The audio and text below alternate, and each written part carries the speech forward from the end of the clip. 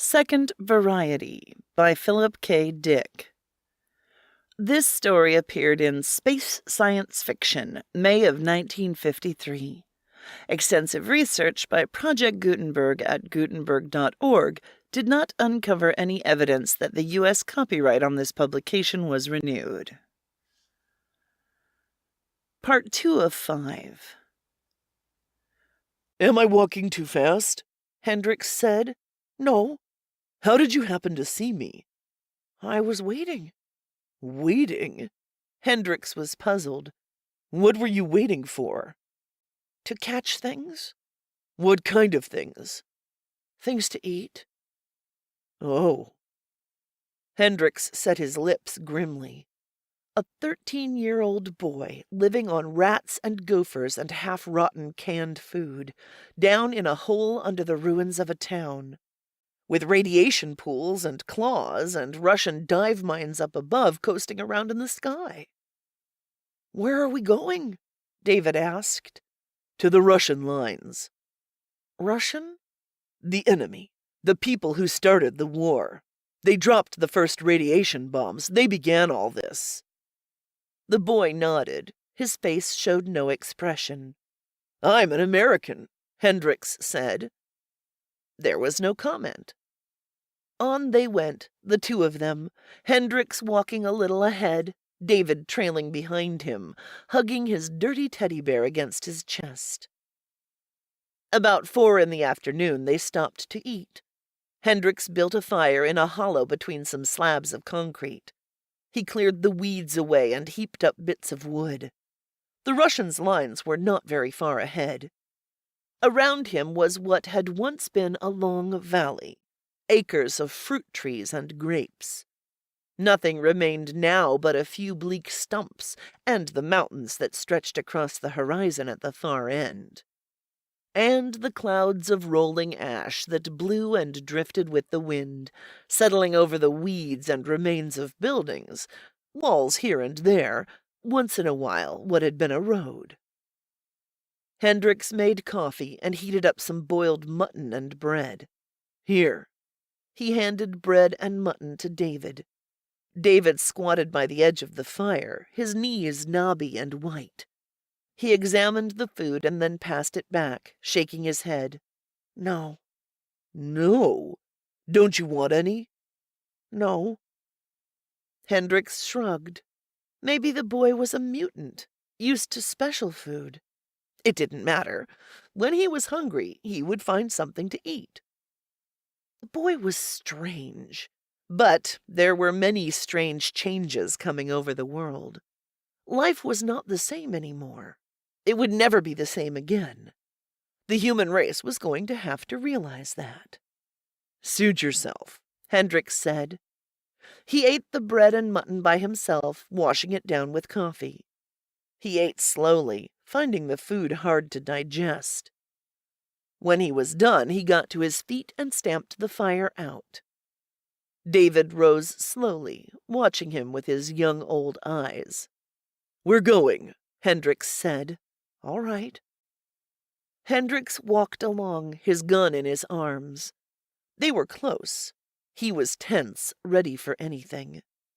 The Russians should be expecting a runner, an answer to their own runner, but they were tricky.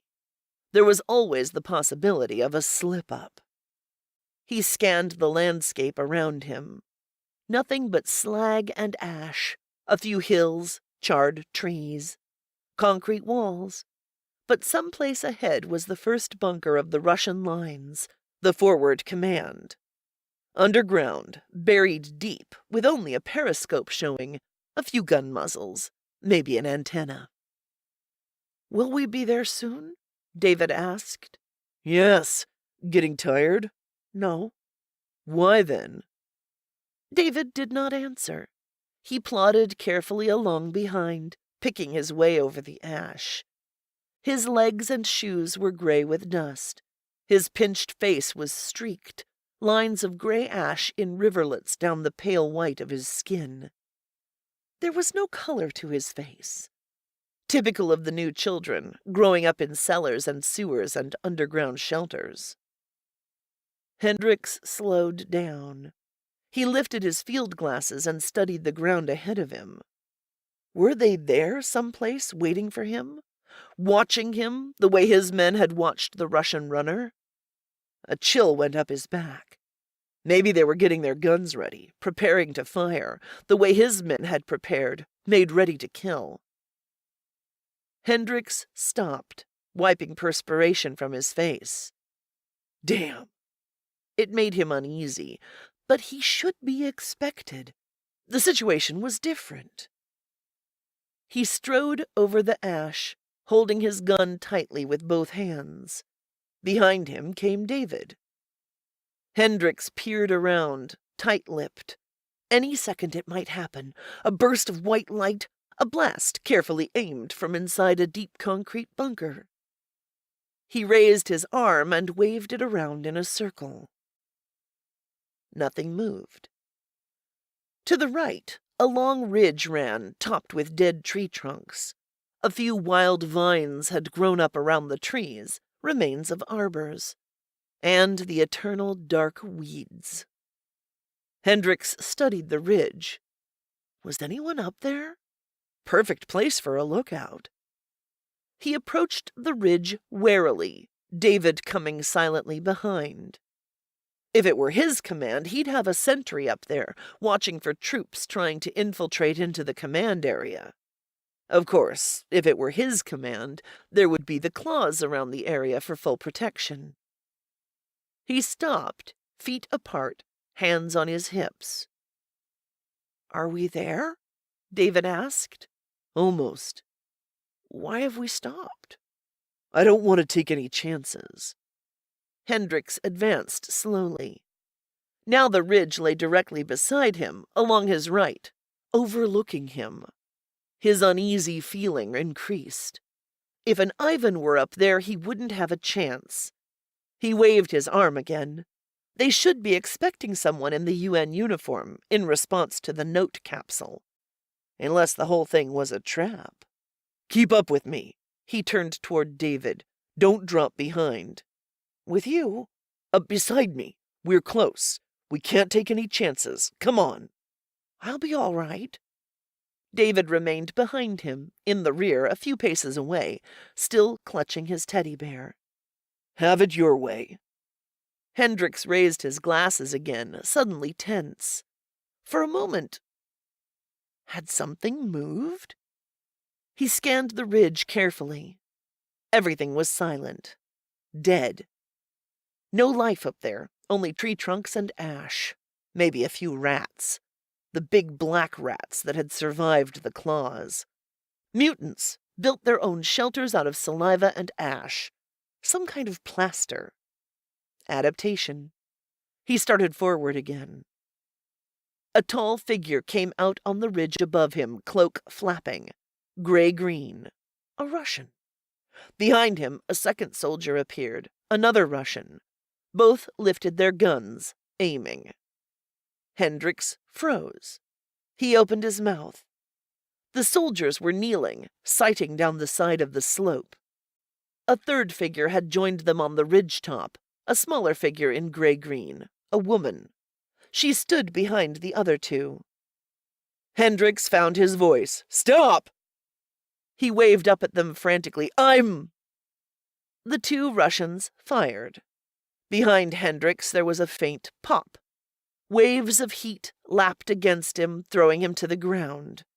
Ash tore at his face, grinding into his eyes and nose. Choking, he pulled himself to his knees. It was all a trap. He was finished. He had come to be killed like a steer. The soldiers and the woman were coming down the side of the ridge toward him, sliding down through the soft ash. Hendricks was numb. His head throbbed. Awkwardly, he got his rifle up and took aim. It weighed 1,000 tons. He could hardly hold it. His nose and cheeks stung. The air was full of the blast smell, a bitter, acrid stench. "Don't fire," the first Russian said in heavily accented English. The three of them came up to him, surrounding him. "Put on your rifle, Yank," the other said. Hendricks was dazed. Everything had happened so fast. He had been caught, and they had blasted the boy. He turned his head. David was gone. What remained of him was strewn across the ground. The three Russians studied him curiously. Hendricks sat, wiping blood from his nose, picking out bits of ash. He shook his head, trying to clear it. "Why did you do it?" he murmured thickly. "The boy." "Why?" One of the soldiers helped him roughly to his feet. He turned Hendricks around. "Look!" Hendricks closed his eyes. "Look!" The two Russians pulled him forward. "See! Hurry up! There isn't much time to spare, Yank." Hendricks looked and gasped. "See now? Now do you understand?" From the remains of David, a metal wheel rolled. Relays, glinting metal. Parts, wiring. One of the Russians kicked at the heap of remains. Parts popped out, rolling away, wheels and springs and rods. A plastic section fell in, half charred. Hendricks bent shakily down. The front of the head had come off. He could make out the intricate brain, wires and relays, tiny tubes and switches, thousands of minute studs. "A robot," the soldier holding his arm said. "We watched it tagging you." "Tagging me?" "That's their way. They tag along with you, into the bunker. That's how they get in."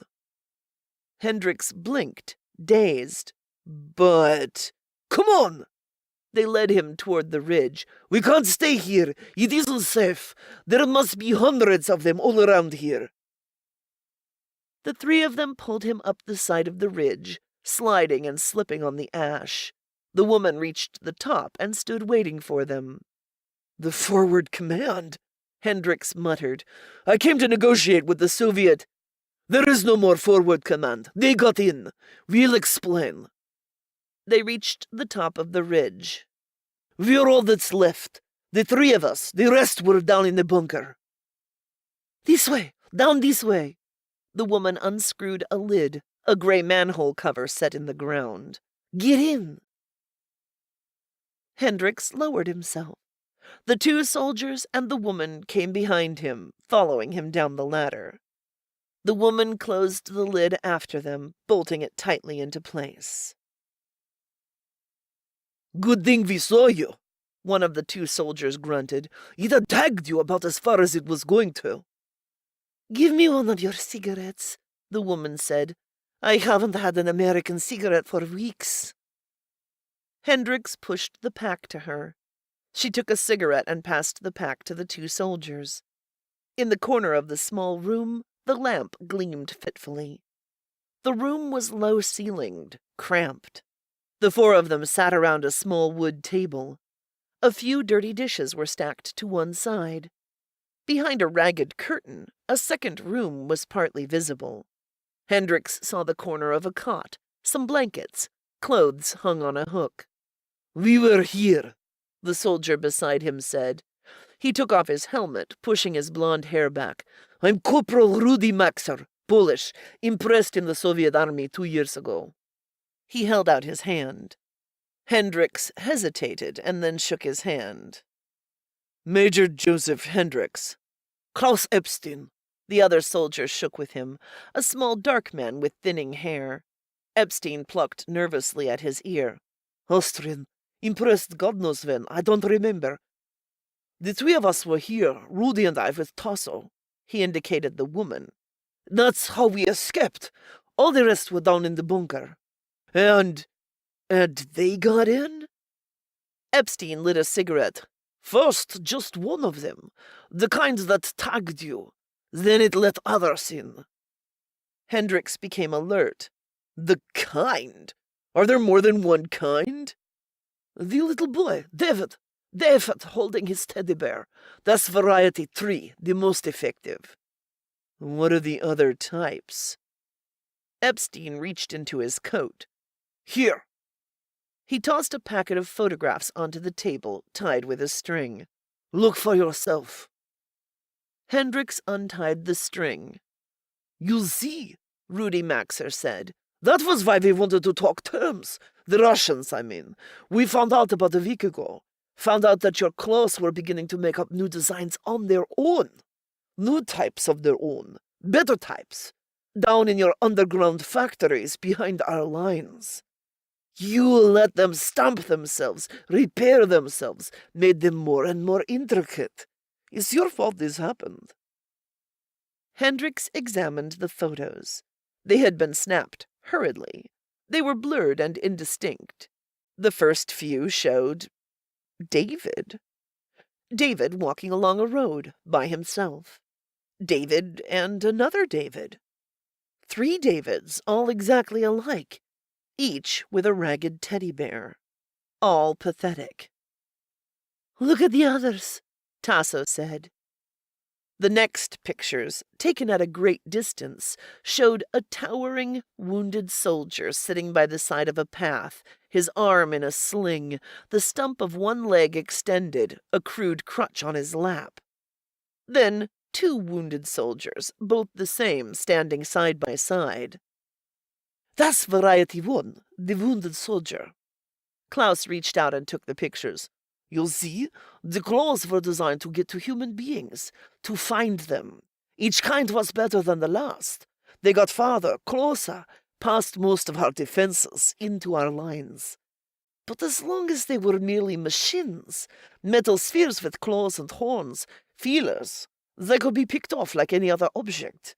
They could be detected as lethal robots as soon as they were seen. Once we caught sight of them. Variety 1 subverted our whole north wing, Rudy said. It was a long time before anyone caught on. Then it was too late. They came in, wounded soldiers, knocking and begging to be let in.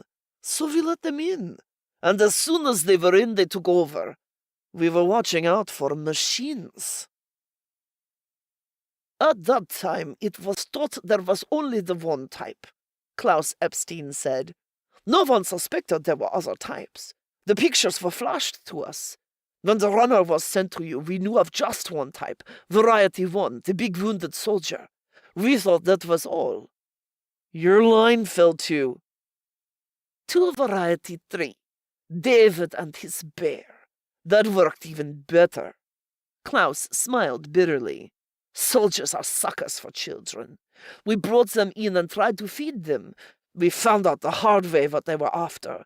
At least, those who were in the bunker. The 3 of us were lucky, Rudy said. Klaus and I were visiting Tasso when it happened. This is her place. He waved a big hand around. This little cellar. We finished and climbed the ladder to start back. From the ridge we saw. There they were, all around the bunker. Fighting was still going on. David and his bear, hundreds of them. Klaus took the pictures. Klaus tied up the photographs again. And it's going on all along your line? Hendricks said. Yes. How about our lines? Without thinking, he touched the tab on his arm. Can they? They're not bothered by your radiation tabs. It makes no difference to them. Russian, American, Pole, German. It's all the same. They're doing what they were designed to do, carrying out the original idea. They track down life wherever they find it. They go by warmth, Klaus said. That was the way you constructed them from the very start. Of course, those you designed were kept back by the radiation tabs you wear. Now they've got around that. These new varieties are lead-lined. What's the other variety? Hendricks asked.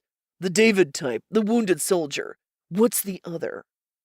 We don't know. Klaus pointed up at the wall. On the wall were 2 metal plates, ragged at the edges. Hendricks got up and studied them. They were bent and dented. The one on the left came off a wounded soldier, Rudy said. We got one of them.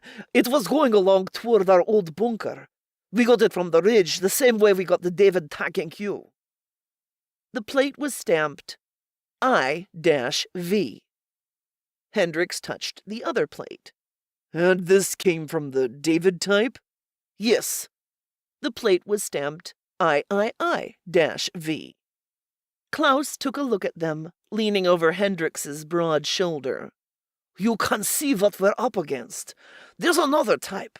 Maybe it was abandoned, maybe it didn't work, but there must be a second variety. There's 1 and 3.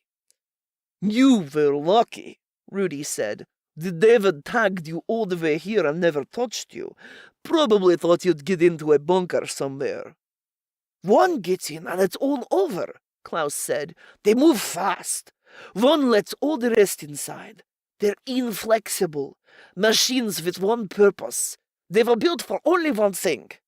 He rubbed sweat from his lip. We saw. They were silent. Let me have another cigarette, Yank, Tasso said. They are good.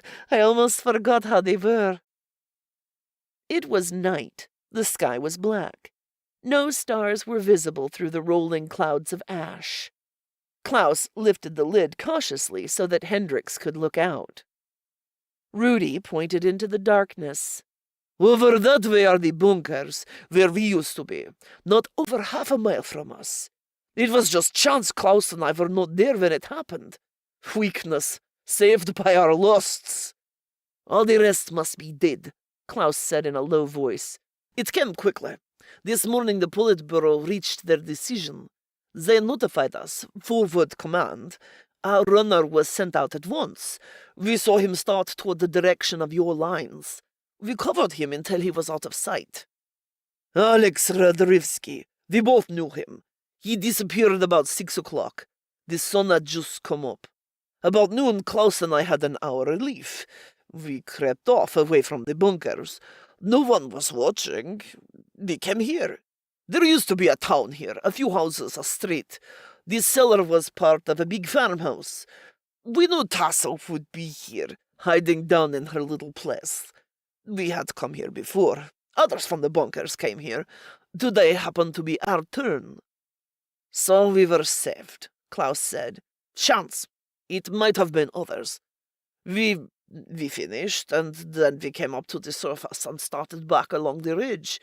That was when we saw them, the Davids. We understood right away. We had seen the photos of the first variety, the wounded soldier. Our commissar distributed them to us with an explanation. If we had gone another step, they would have seen us. As it was, we had to blast 2 Davids before we got back. There were hundreds of them all around, like ants. We took pictures and slipped back here, bolting the lid tight. They're not so much when you catch them alone. We moved faster than they did, but they're inexorable, not like living things. They came right at us and we blasted them. Major Hendrix rested against the edge of the lid, adjusting his eyes to the darkness. Is it safe to have the lid up at all? If we're careful, how else can you operate your transmitter? Hendrix lifted the small belt transmitter slowly. He pressed it against his ear. The metal was cold and damp. He blew against the mic, raising up the short antenna. A faint hum sounded in his ear. That's true, I suppose. But he still hesitated. We'll pull you under if anything happens, Klaus said. Thanks. Hendrix waited a moment, resting the transmitter against his shoulder. Interesting, isn't it? What? This, the new types, the new varieties of claws. We're completely at their mercy, aren't we? By now they've probably gotten into the UN lines, too. It makes me wonder if we're not seeing the beginning of a new species. The new species. Evolution. The race to come after man. Rudy grunted. There is no race after man. No, why not? Maybe we're seeing it now. The end of human beings, the beginning of the new society.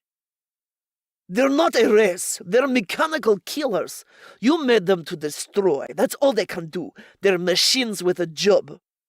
So it seems now, but how about later on? After the war is over? Maybe, when there aren't any humans to destroy, their real potentialities will begin to show. You talk as if they were alive. Aren't they? There was silence. They're machines, Rudy said. They look like people, but they're machines. Use your transmitter, Major, Klaus said. We can't stay up here forever.